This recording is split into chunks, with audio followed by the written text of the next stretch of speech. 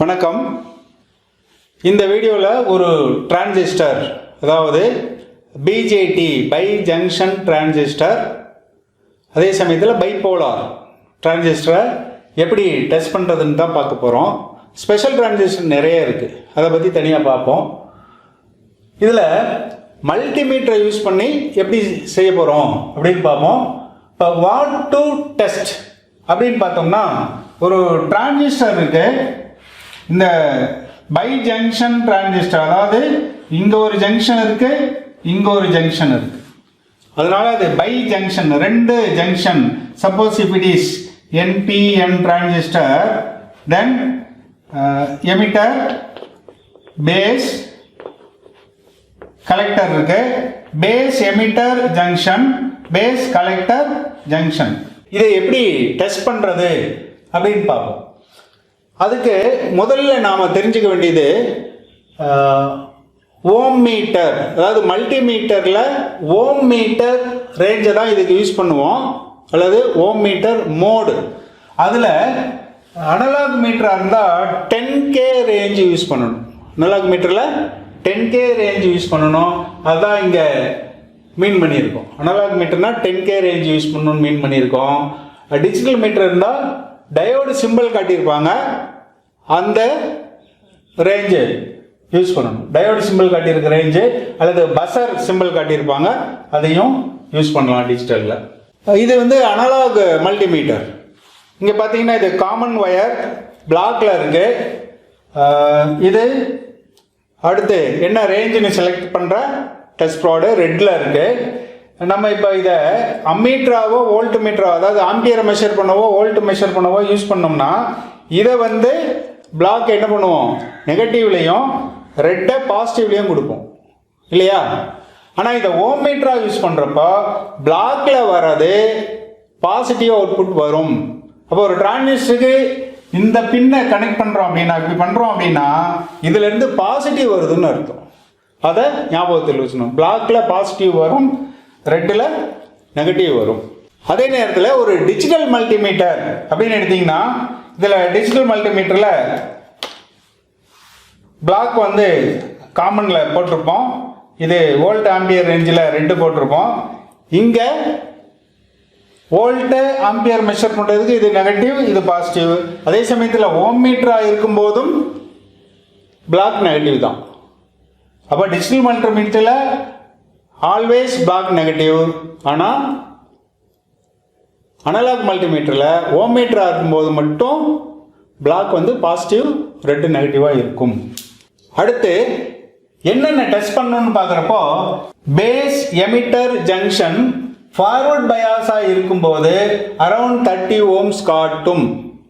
ஏன்னா forward பயாஸில் low resistance இருக்கும். Analogue மீட்டராக இருந்தால் 30 ohms காட்டும். அப்படி இல்லாமல் டிஜிட்டல் மீட்டர் யூஸ் பண்ணிங்கன்னா அதில் 300லேருந்து 500 வரையிலும் அரவுண்ட் 400 ohms காட்டும் ஃபார்வர்ட் பயாஸில். இதே சமயத்தில் ரிவர்ஸ் பயாஸ் எடுத்துக்கிட்டிங்கன்னா, அனலாக் மீட்டராக இருந்தாலும் சரி, டிஜிட்டல் மீட்டராக இருந்தாலும் சரி, இன்ஃபினிட்டி ரெசிஸ்டன்ஸ் காட்டணும். அடுத்து பேஸ் கலெக்டர். இந்த பேஸ் கலெக்டரில் ஃபார்வர்ட் பயாஸில் இதுக்கும் அந்த 30 ohms ரேஞ்சிலையும், இங்கே டிஜிட்டலில் 400 ohms காட்டும். அதே சமயத்தில் ரிவர்ஸ் பயாஸில் பேஸ் கலெக்டரும் இன்ஃபினிட்டி ரெசிஸ்டன்ஸ் காட்டணும். சாதாரணமாக ஒரு டிரான்சிஸ்டர் டெஸ்ட் பண்ணுறவங்க இவ்வளோ தான் செய்வாங்க, ஒரு டிரான்சிஸ்டர் நல்லா இருக்கான்னு பார்க்கறதுக்கு. இன்ஸ்ட்ருமெண்ட்ஸ் சர்வீசிங்கில் பார்க்கும்போது இப்படி டெஸ்ட் பண்ணிட்டு நிறைய பேர் திரும்ப கொண்டு வருவாங்க, சார் காம்பனண்ட் நல்லா இருக்கு, ஆனால் அந்த கேட்ஜெட் ஒர்க் பண்ணல அப்படின்னு சொல்லிட்டு. ப்ராஜெக்ட்டு அல்லது டிவி சர்வீசிங், ரேடியோ சர்வீசிங்கில் சில மெக்கானிக் வருவாங்க, டிரான்சிஸ்டர் டெஸ்ட் பண்ணிட்டே நல்லா இருக்கு சார் அப்படின்ட்டு. அவங்க என்ன மிஸ் பண்ணியிருப்பாங்கன்னா, இந்த கலெக்டர் டு எமிட்டர் பார்க்க மாட்டாங்க. நம்ம என்ன நினைக்கிறோம், எமிட்டர் இங்கே இருக்கு, கலெக்டர் இங்கே இருக்கு, இது ரெண்டு கடையில் எப்படி ஷார்ட் வரும், இதை டெஸ்ட் பண்ண வேண்டியதில்லை நினைக்கிறாங்க. ஆனால் இந்த மாதிரி ஸ்ட்ரக்சர் இருக்காது நம்ம அந்த மேனுஃபேக்சரிங்கில். அது மேனுஃபேக்சரிங் படித்தவங்களுக்கு தெரியும். இதுவும் ஷார்ட் ஆகிறதுக்கு சான்சஸ் இருக்குது. அதனால் என்ன டெஸ்ட் பண்ணணும், கலெக்டர் டு எமிட்டர் இது ரெண்டு கடையிலையும் என்ன இருக்கான்னு பார்க்கணும், லீக்கேஜ் இருக்கான்னு பார்க்கணும். சம்டைம்ஸ் இதுக்கும் இன்ஃபினிட்டி காட்டும், பட் இது ரெண்டு கடையில் ஷார்ட் கூட காட்டியிருக்கு.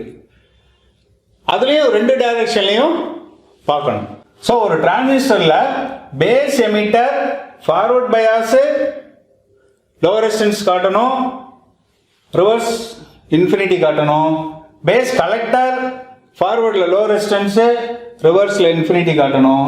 கலெக்டர் எமிட்டருக்கு இடையில் போத் இந்த டைரக்ஷன் இந்த டைரக்ஷன் ரெண்டுலேயுமே இன்ஃபினிட்டி காட்டணும். பட் அதுலேயும் ஒரு எக்ஸம்ஷன் இருக்குது. என்னன்னு பார்த்தீங்கன்னா, some transistors for example BU 208 ஏன்னு ஒரு டிரான்சிஸ்டர் இருக்கு, BU 208 Dன்னு ஒரு டிரான்சிஸ்டர் இருக்கு. இந்த BU 208 ஏ கலெக்டர் எமிட்டருக்கு இடையில பார்த்தீங்கன்னா இந்த சைடு ரெண்டுலையுமே இன்ஃபினிட்டி காட்டும். ஆனால் D வந்து ஒரு டைரக்ஷனில் இன்ஃபினிட்டி ரெசிஸ்டன்ஸும் இன்னொரு டைரக்ஷனில் லோ ரெசிஸ்டன்ஸும் காட்டும். அது ஏன்? இந்த Dக்கு என்ன மீனிங் அப்படின்னா, D ஃபார் டயோடு. இங்கே எப்படி இருக்கும், ஏன் அப்படி இருக்கு அப்படின்னு பார்த்தீங்கன்னா, ஒரு டிரான்சிஸ்டர், இந்த டிரான்சிஸ்டரில் கலெக்டரில் ஒரு டிரான்ஸ்ஃபார்மர் ஆர் சோக் யூஸ் பண்ணியிருக்காங்கன்னு வச்சுக்கோங்க. LC கப்ளிங் அல்லது டிரான்ஸ்ஃபார்மர் கப்ளிங் இருக்கு. அப்போ கலெக்டரில் ஒரு இண்டக்டிவ் லோடு வந்துருச்சு. இந்த மாதிரி ஒரு டிரான்சிஸ்டரோட லோடாக இண்டக்டிவ் சர்க்யூட் இருந்துச்சுன்னா, இண்டக்டிவ் லோடு அது சோக்கா இருக்கலாம் அல்லது டிரான்ஸ்ஃபார்மர் இருக்கலாம். இண்டக்டிவ் லோடு இருந்துச்சுன்னா ஒரு டிரான்சிஸ்டர் ஆன் பண்ணும்போதோ ஆஃப் பண்ணும்போதோ இதில் இன்டியூஸ் ஆகிற voltage, induce voltage biasing voltage, நம்ம கலெக்டருக்கு கொடுத்த பயாசிங் வோல்டேஜை விட மெனி டைம்ஸ் கிரேட்டராக இருக்கும். அப்போ இந்த டிரான்சிஸ்டரை டெஸ்ட்ராய் பண்ணிடும். அப்போ அதை சேஃப்கார்ட் பண்ணணும்னா என்ன பண்ணுவாங்கன்னா, கிக் பேக் டயோடுன்னு ஒரு டயோடை யூஸ் பண்ணுவாங்க. இந்த இடத்துல கிக் பேக் டயோடு.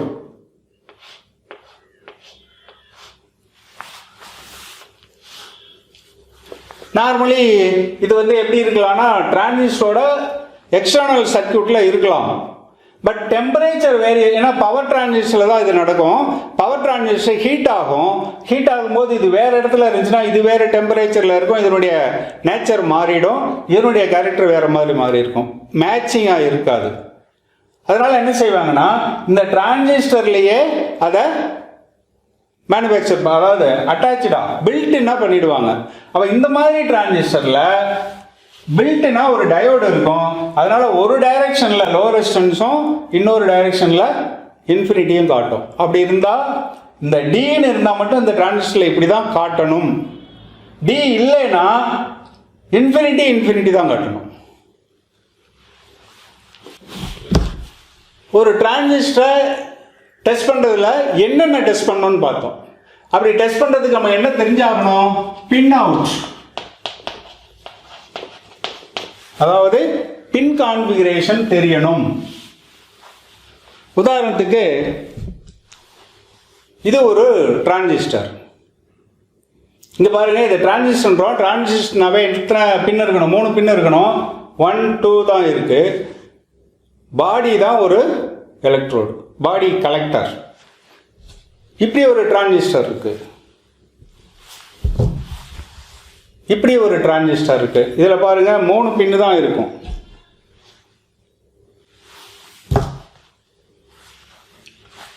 இப்படி ஒரு டிரான்சிஸ்டர் இருக்கு. இந்த டிரான்சிஸ்டரில் பாருங்க 4 பின்ஸ் இருக்கு, 4 பின்ஸ். அப்போ 2 பின் இருக்க டிரான்சிஸ்டர் பார்த்தோம், 3 பின் இருக்க டிரான்சிஸ்டர் பார்த்தோம், 4 பின் இருக்கிறது பார்த்தோம். அப்போ இதுக்கெல்லாம் நமக்கு பின் ஐடென்டிஃபிகேஷன் தெரிஞ்சாதான் நம்மளால பண்ண முடியும். அப்போ இது எங்க பார்க்கறது, பின் அவுட் டயக்ராம் டேட்டா ஷீட்ல இருக்கும். Data sheet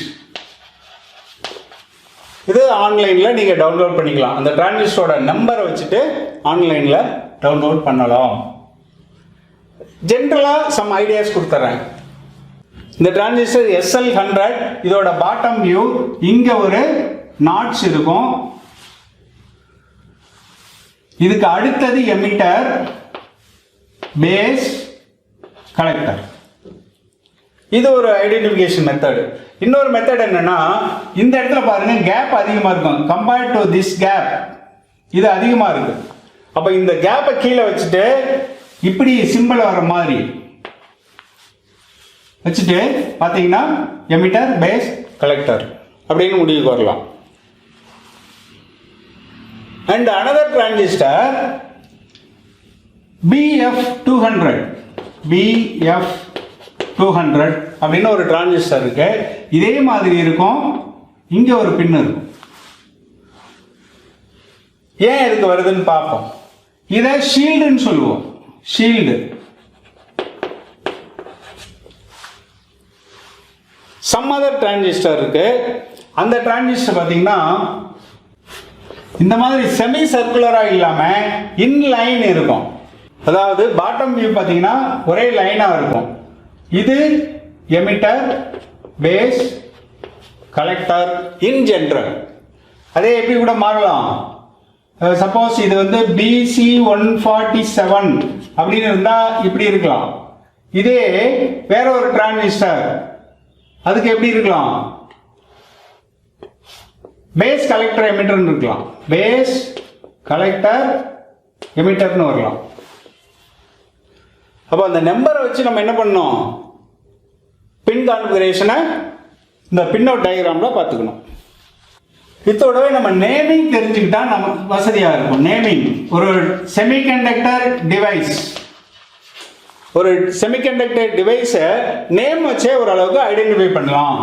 for example AC127 first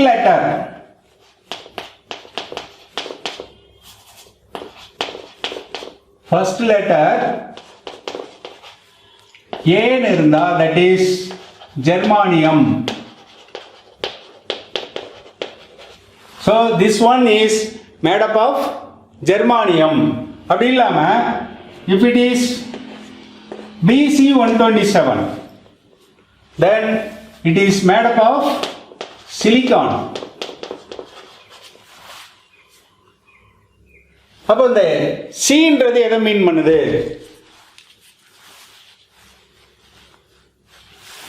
second letter.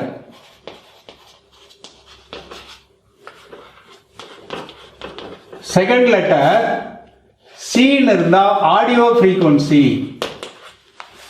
Audio frequency அல்லது ஆடியோ ஸ்டேஜில் ஒர்க் பண்ணும் அல்லது லோ ஃப்ரீக்வன்சியில் ஒர்க் பண்ணதுன்னு எடுத்துக்கலாம். சப்போஸ் BF200னா silicon radio frequency. F means RF radio frequency ரேஞ்சில் ஒர்க் பண்ணோம். BY127 வேற ஒரு வீடியோவில் காட்டியிருப்போம். This is BY127. It's a diode. So Y second letter Y இருந்துச்சுன்னா that will be rectifier diode. Rectifier diode.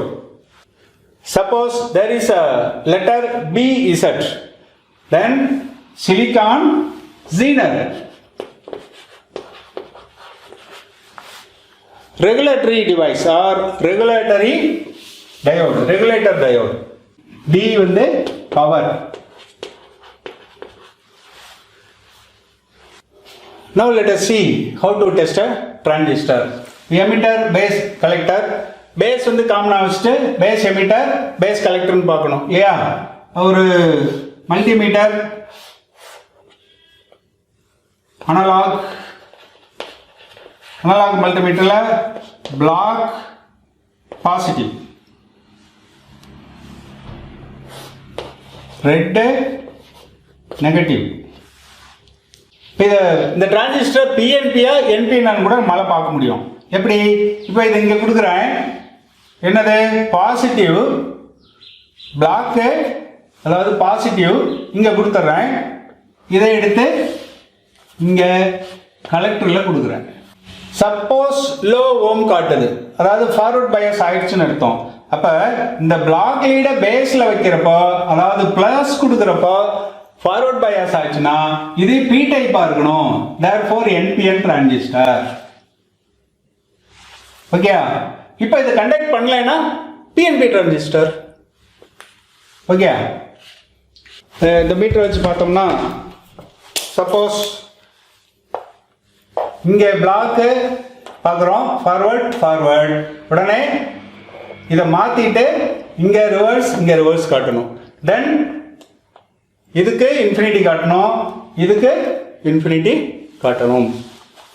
Digital மீட்டர்லேயே அதே தான் செய்ய போகிறோம் இல்லையா? டிஜிட்டல் மீட்டரில் பிளாக்குக்கு பதிலாக அங்கே ரெட்லேயே பாசிட்டிவ் வந்துடும்.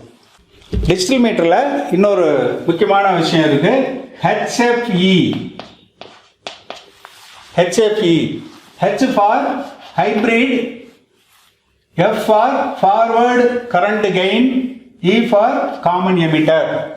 Common emitter configurationல forward current gain கண்டுபிடிக்கிறோம். அதோட வேல்யூ நம்ம தியரியில் வந்து பீட்டான்னு சொல்லுவோம், கரண்ட் ஆம்பிளிஃபிகேஷன் ஃபேக்டர் பீட்டான்னு சொல்லுவோம். இந்த HFE கண்டுபிடிக்கிறதுக்கு டிஜிட்டல் மீட்டரில் இந்த இடத்துல ஒரு ஸ்லாட் கொடுத்துருக்காங்க.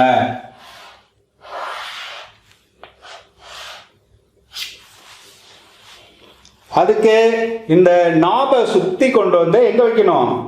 HFE அப்படிங்கிற ரேஞ்சில் வைக்கணும். HFE அப்படின்ற ரேஞ்சில் வச்சுட்டு இங்க 4 ஸ்லாட்ஸ் இருக்கும்.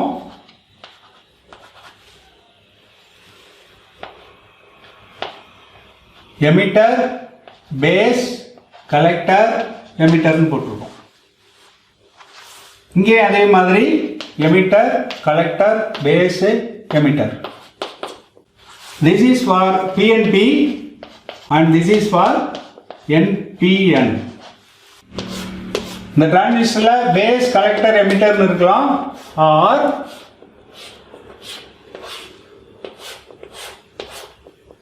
எமிட்டர், பேஸ், கலெக்டர் இருக்கலாம்னு பார்த்தோம். இப்போ இந்த டைப் பின் கான்ஃபிகரேஷனாக இருந்தால் எமிட்டர், பேஸ், கலெக்டர் அதை அப்படியே கொண்டு வந்து என்ன பண்ணலாம்? இங்கே வந்தோம்னா எமிட்டர், பேஸ், கலெக்டர்னு வருது, அப்படியே திருப்புங்க, எமிட்டர், பேஸ், கலெக்டர் இப்படி திருப்பி வச்சிடணும். இந்த டிரான்சிஸ்டர் எடுத்துக்கிறேன்.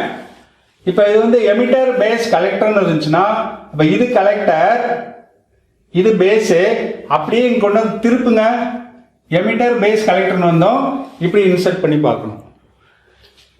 பேஸ், கலெக்டர், எமிட்டர்னா எப்படி வைக்கணும்? அப்படியே கொண்டு வந்து ஸ்டார்டிங்கில் பேஸ் இருக்கும், பேஸ், கலெக்டர், எமிட்டருங்கிற கான்ஃபிகரேஷன் வந்துடும். அப்போ ஒரு டிரான்சிஸ்டர் பேஸ், கலெக்டர், எமிட்டர் இருந்தால் இந்த இதில் எந்த 3 ஸ்லாட்லேயும் வச்சு பார்க்கணும். இது வந்து 1, 2ன்னு வச்சுங்க, இது 1. இந்த டைப்ல இருந்தா இந்த 3லேயே வச்சு பார்க்கணும். அப்படி வைக்கும்போது ஒரு 100 to 300 வேல்யூ காட்டுச்சுன்னா transistor is okay and it is an NPN transistor. அப்படி இங்க வச்சும் வரல, இங்க வச்சும் வரலைன்னா அது NPN இல்லை, அல்லது அது வந்து டிரான்சிஸ்டர் கெட்டு போயிருக்கலாம். இப்போ இங்க வச்சு பார்க்கணும். இங்கே வச்சு பார்த்துட்டு இதில் இந்த ரேஞ்சில் வேல்யூ காட்டுச்சுன்னா அந்த டிரான்சிஸ்டரோட HFE காட்டுது, டிரான்சிஸ்டர் நல்லா இருக்கு அப்படின்னு அர்த்தம். அடுத்து PNPன்னு மீனிங். ஓகேயா?